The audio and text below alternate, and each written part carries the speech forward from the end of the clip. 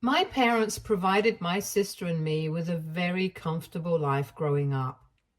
They spared no expense when it came to our education and overall upbringing, ensuring that we had everything we needed and more. This generous support is something for which I will always be deeply grateful.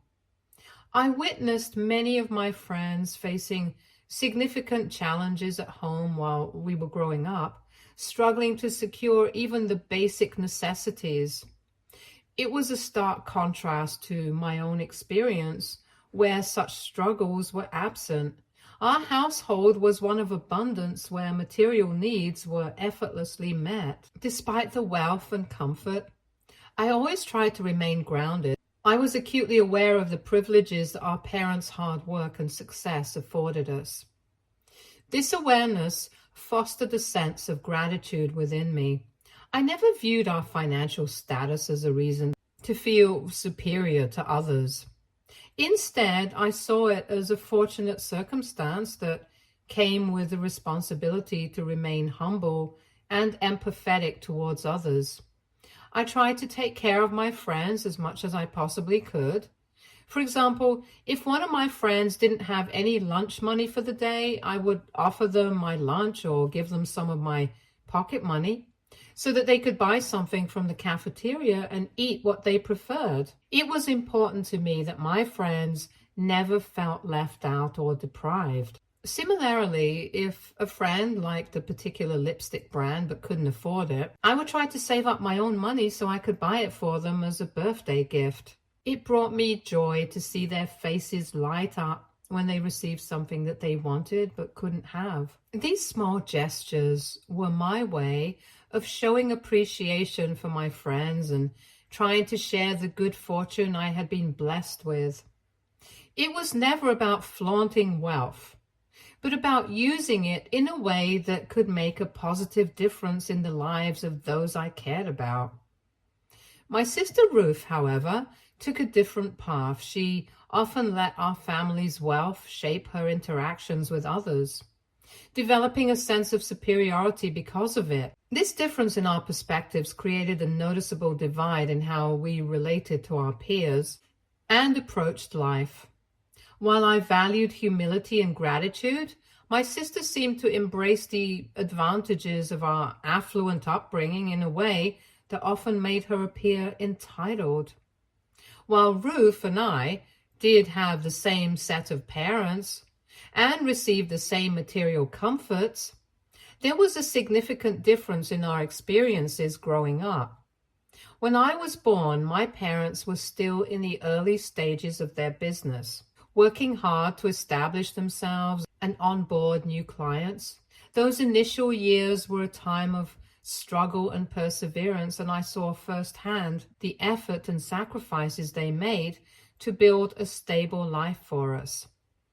By the time Ruth was born, the business had flourished and our family was enjoying the fruits of my parents' labor. As a result, Ruth grew up in a different environment, one of financial security and abundance. She never witnessed the lean years or the hard work that went into creating the comfortable life we enjoyed.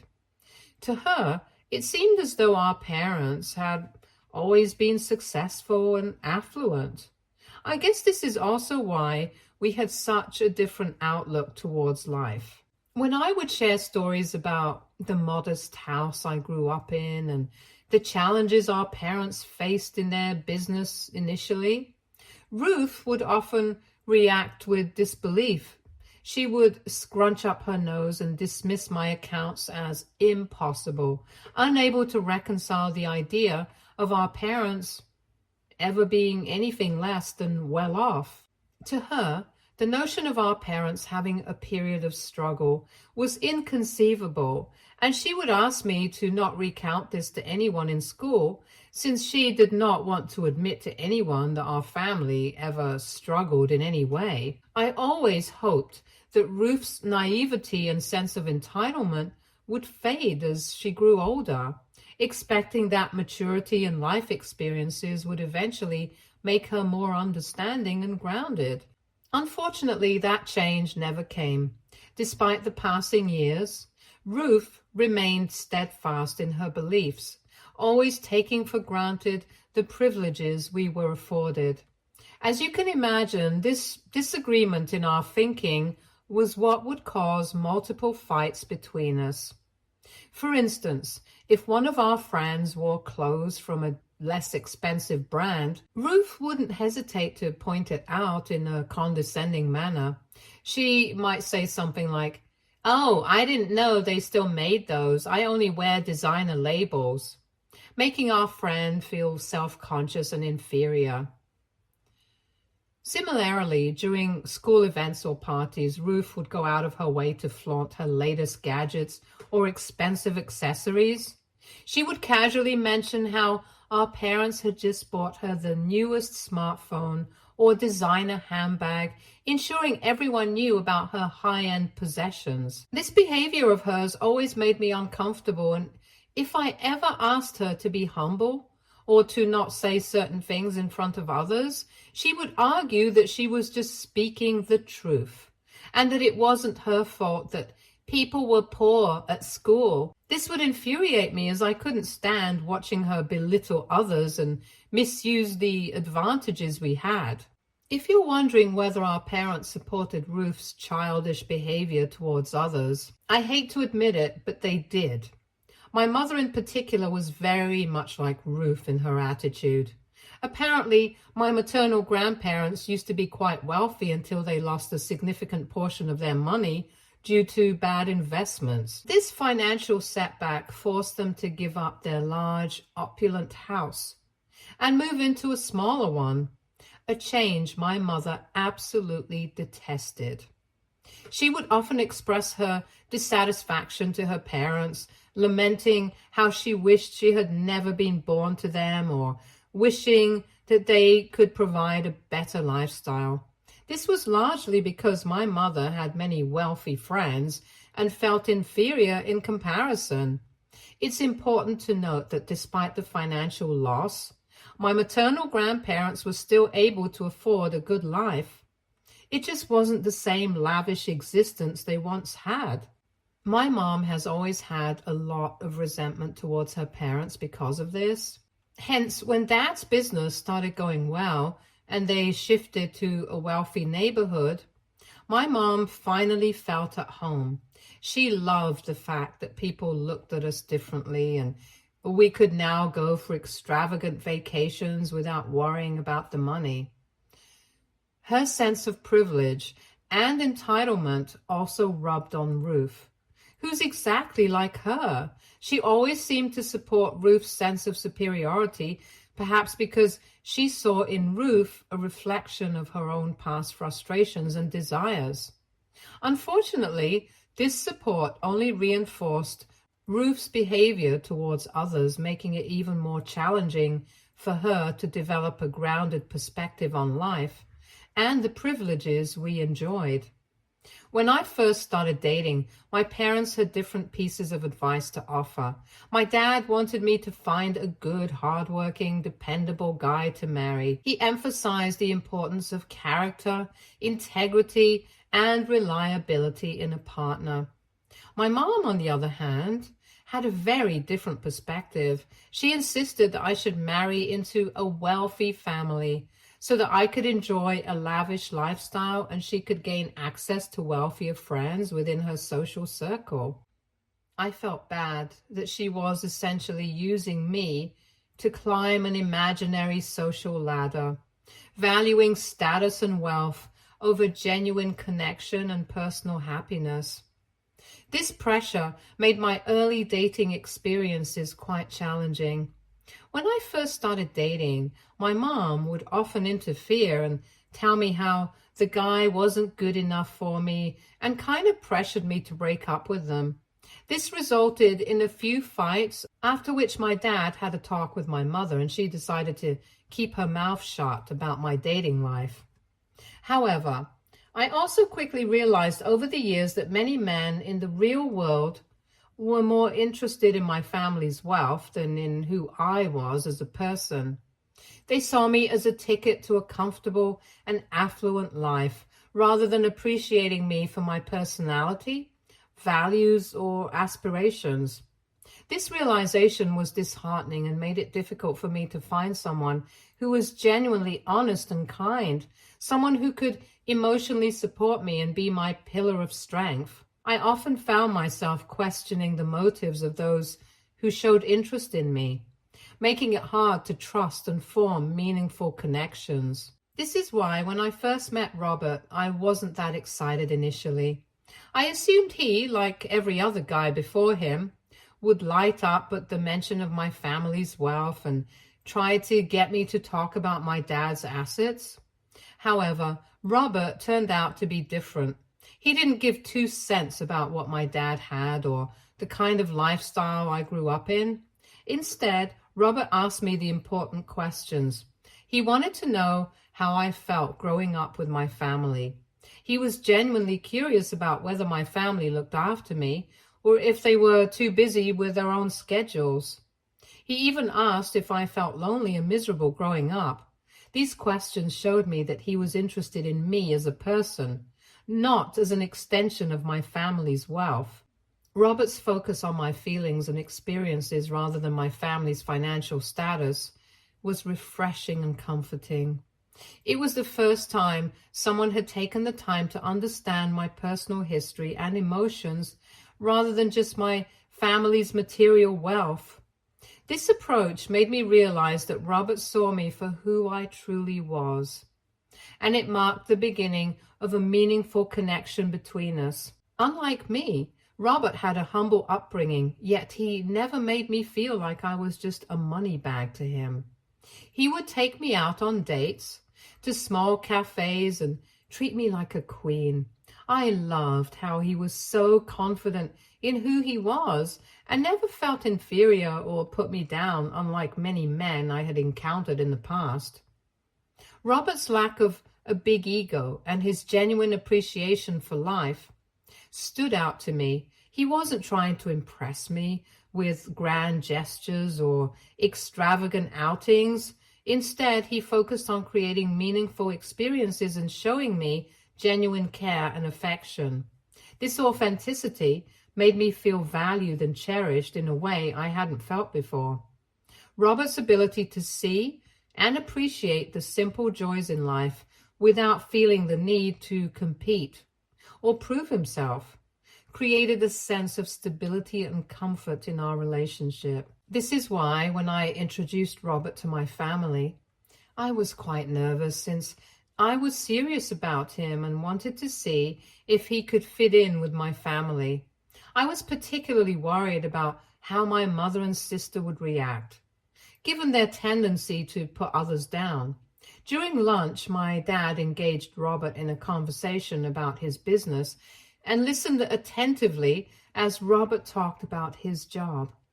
Robert was quite frank about his humble upbringing and expressed gratitude for where he was now. My dad appreciated Robert's honesty and humility, but I could see the disdain in my mother's face throughout lunch.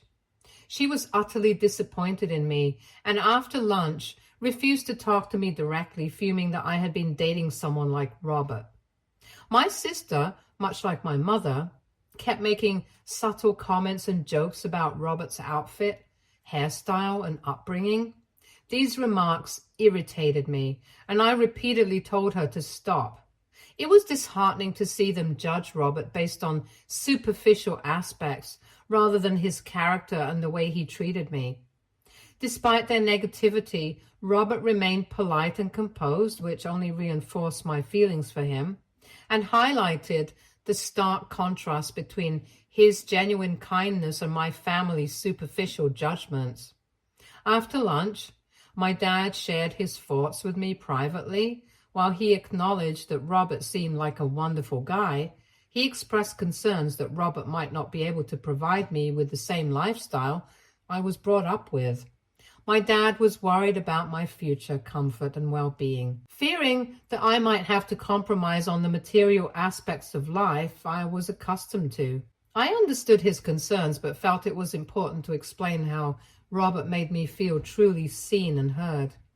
I told my dad that I was willing to compromise on lifestyle if necessary, because Robert and I were compatible in many other more meaningful ways. Robert's kindness, understanding, and the way he valued our relationship meant more to me than just maintaining a luxurious lifestyle to show off in front of others.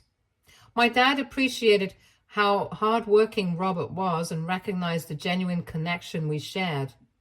It was a relief to have at least one parent start to see what I saw in Robert, giving me hope for a future where my family would accept and support our relationship. However, my mother and sister made their disapproval of Robert abundantly clear. They criticized everything about him and insisted that he wasn't a good fit for our family. My sister went so far as to stalk his entire family on social media, showing me pictures of their lifestyle and highlighting how terrible it was compared to ours. Just to give more context, Robert was doing quite well in his sales job when he met me and lived in a very good neighborhood in his own apartment. He had always been open and honest with me about his background and his family situation, so I was not surprised by any information that Ruth threw at me. I tried to explain to my sister that she had no right to put Robert's family down, since he had no way to choose which family he was born into. I emphasized that Robert had worked incredibly hard throughout his life to achieve his current status and deserved to be appreciated for his hard work. I told my sister that while I understood Robert didn't have the same kind of materialistic wealth we were used to, his heart was immense, and he was genuinely kind-hearted. Robert was the kind of person who would willingly give up his own plate of food if it meant I could eat. His selflessness and dedication to our relationship were qualities that I deeply valued. Despite the negative opinions from my mother and sister, I knew Robert's character and the genuine love and respect he showed me were what mattered most. I also shared this perspective with my mom, since she kept voicing unnecessary concerns about my relationship with Robert. I emphasized to her that I would rather work hard and build a future with someone like Robert, who truly valued and appreciated me, than marry into a wealthier family where I might never be valued for who I am. Despite my attempts to explain my feelings, my mother and sister didn't respect my decision and continued to insist that I should break up with Robert as soon as possible and find a more eligible bachelor. Several times they tried to set me up with other more privileged men, believing that a wealthier match would be more suitable for our family. At times they went to great lengths to trick me into going on dates with other guys. They would call me to meet up for a movie or at the mall, only for them to not show up, and then would suddenly spring me with the news that they had set up a date for me. They would pressure me into going on dates with these men that they had supposedly arranged.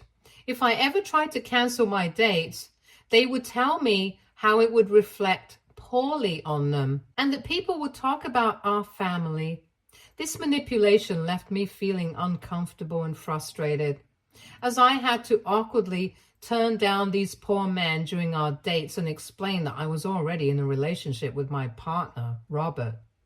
As you can imagine, these experiences led to more frequent arguments with my mother and Ruth. I tried to make them understand how their actions were crossing my boundaries and causing me distress. But they never seemed to grasp the extent of my frustration. Their lack of respect for my choices and feelings only deepened the conflict between us. This is why, when Robert finally proposed to me after 3 years of dating, I was already prepared for my mother's harsh reaction. She openly expressed her disappointment, accusing me of embarrassing the family by choosing to associate with someone who was beneath us. Her words felt like a blow to my happiness, as she seemed unable to see beyond her own materialistic concerns. Ruth, too, was upset. She refused to pick up my calls or offer any congratulations for my engagement, further adding to the tension between us. Her refusal to acknowledge this significant moment in my life was deeply hurtful, reflecting her ongoing disapproval. My dad, in contrast, took a more neutral stance. While he seemed genuinely happy for me, he also expressed some doubts. He urged me to consider a prenuptial agreement before marriage, citing various concerns about how Robert might potentially steal money from us. I was quite sad by my family's reaction to such a happy occasion in my life. It bothered me immensely how they were always so selfish and focusing on protecting themselves and their wealth rather than on my feelings and happiness in my life. However, despite the mixed reactions from my family, I remained committed to my decision to marry Robert. When it came time to plan our wedding, Robert and I decided we wanted to handle the expenses ourselves. We were determined not to ask for any financial support from our parents. All I hoped for was that my family would be present at the wedding and celebrate this joyous occasion with us, without any complaints. However, just a day before the wedding, my parents requested a one-on-one meeting with me. During this meeting, my mother took the lead in expressing her dissatisfaction, telling me that the wedding was a huge mistake. My mother kept saying how Robert just didn't match our lifestyle and how she felt ashamed of being associated with someone who was just a useless sales guy. She said her friends' daughters were marrying into wealthier families while I was apparently downgrading myself by being associated with this man. My mother even commented about how this was why Ruth's always been her favorite child, since she understood and shared her perspective, which was extremely hurtful for me to hear. In the back of my head, I always knew my parents didn't love me as much as they loved Ruth, but she had never been so outright open about her feelings until that day. My dad also kept saying how worried he was that I was marrying without a prenup, and went on to threaten me that he would not ever give me any money in the future or leave me with any properties if I didn't get a prenup before getting married. He kept saying how he didn't work so hard for another man to steal it away from us. I tried to reassure my parents, explaining that Robert genuinely loved me and that while he wouldn't mind signing a prenup if I asked, doing so would be unfair to him. I knew Robert well enough to be confident that he would never take a penny from me regardless of what happened. Despite my efforts to convey this, my parents' worries and judgments persisted and they refused to back down. As a last resort, my mother issued an ultimatum, threatening that if I didn't heed their concerns, she and my dad would not attend the wedding. She also said that my dad would not walk me down the aisle. I was stunned by her threats and looked at my dad, hoping he might counter her stance. Instead, he nodded in agreement with my mom, telling me that I was walking on clouds and needed to understand their perspective as well. He expressed that he would prefer to cut me off now rather than risk being financially exploited by Robert later during my divorce. Their reactions were deeply hurtful and disheartening. I felt overwhelmed by the gravity of their threats and their refusal to support what was supposed to be one of the happiest moments of my life. Their unwillingness to accept my choice and their focus on potential financial pitfalls rather than my happiness left me in tears. Thus, I reached a breaking point. I decided that I would rather live a life without my unsupportive parents than a life without Robert. My love for Robert and the life we were building together were far more important to me than their acceptance. I uninvited my parents from the wedding and walked out of their house, promising to never come back. Looking back, I'm glad I made that decision. Even 5 years later, Robert and I are happily married, and he has never made me feel that choosing him was a mistake. He continues to be the love of my life, and our relationship has only grown stronger since we got married. Robert has advanced in his career, securing a much higher paying job, and we are now able to afford many things that we are grateful for. We both dedicate our weekends to various charity drives and donate money to underprivileged children whenever we can. These activities help keep us focused on what truly matters and bring a sense of purpose to our lives. In the past 5 years, my parents and I haven't spoken a word. The rift between us remained unhealed, and their continued disapproval created an insurmountable barrier. As for Ruth, our relationship was never strong to begin with, so it's not surprising that she has also chosen not to speak to me. Despite the lack of communication with my family, I have found solace and fulfillment in the life Robert and I have built together. This is why, when my mother called me out of the blue yesterday, I was quite taken aback. Initially, I ignored her calls, unsure of what to make of them. Given the long period of silence and the strained nature of our relationship, I was reluctant to engage. However, a swirl of thoughts raced through my mind.